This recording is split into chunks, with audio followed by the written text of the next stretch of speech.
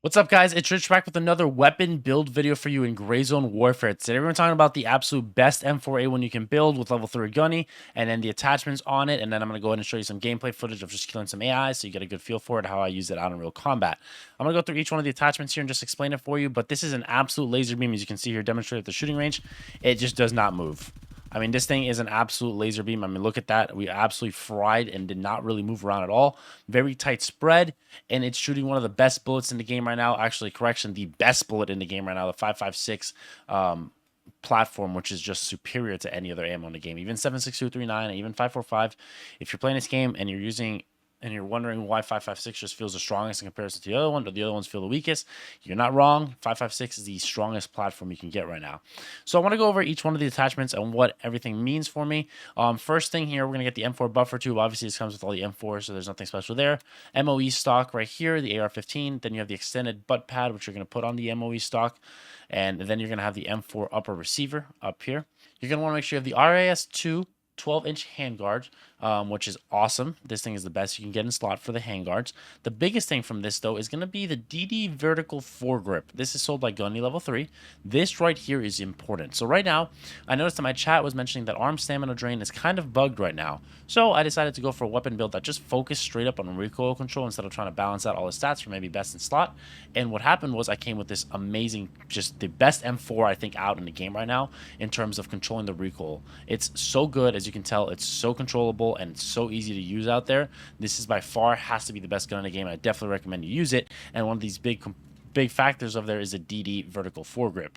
So I'll keep going through the gun just so you can see everything. We have the 20-inch barrel, which you get specifically from purchasing the MK18 that has this equipped already. So if you go to Gunny and you go to down here, you scroll down and you see this huge MK18. This is actually the 20-inch that it comes with. So you want to make sure you purchase that, and you can throw that 20-inch barrel on the M4A1, and then you'll be rocking the best barrel for muzzle velocity. And after that, you have the JPG gas block. This is the best slot gas block you want to have. So we're going to look at the two suppressors because I've had a lot of discourse in here asking about which suppressor and people saying in the comments that one is better than the other. However, very much, however, here, there is going to be clear statistical facts as far as why the SOCOM 3 prong flash hider is going to be better than the M4QD for the QDSS versus the RC1. So, the first thing, the SOCOM 3 prong flash hider has a base recoil reduction of plus 15%. The recoil reduction of the M4QD is only plus 10. Now, so we'll keep those base numbers here, so plus 15, and then we'll jump into the actual suppressor.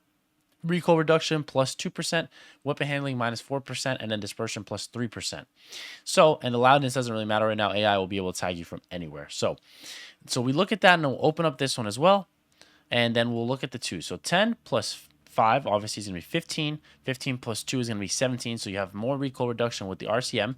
On here, weapon handling minus 4%, no differentiating factor there. You actually have plus 4% dispersion on this one versus plus 3% dispersion. So a little bit less dispersion on your bullets in terms of using the M4QD flash hider. So if for the people that are saying that this one's better than this, statistically it is not. The SOCOM 3 prong flash hider is the best in slot that you can get going. So I don't want anybody confused as far as what suppressor they should be using. If they're using the meta one, if they want to use the best one, the RC1 with the SF3P is by far the best suppressor you can get in game.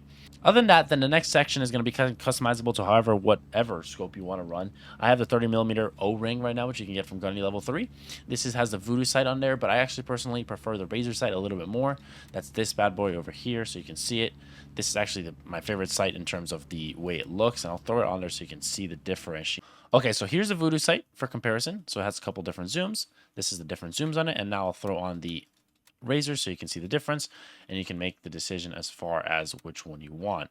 However, I'll mention that the Razor you can buy from Gunny Level 3, and then the Voodoo I believe is going to be from Banshee. So if you're looking for one of the two comparisons, the Razor you can buy from Gunny, and then the other one is from Banshee. So this is the Razor, as you can tell. A lot cleaner picture to look at, in my opinion, to look at and find the enemies, but that's all personal preference. Then you can throw hollow sight on there if you want. Honestly, it doesn't matter what scope you go with. The next thing, the DD grip. This is the enhanced pistol grip. This is the best in slot pistol grip you can get. And then the Supreme charging handle. A lot of people forget about this. This gives you a nice little added buff to the reload time. So you want to make sure you have the AR-15 Supreme handle, and then you can buy that from Gunny level 3.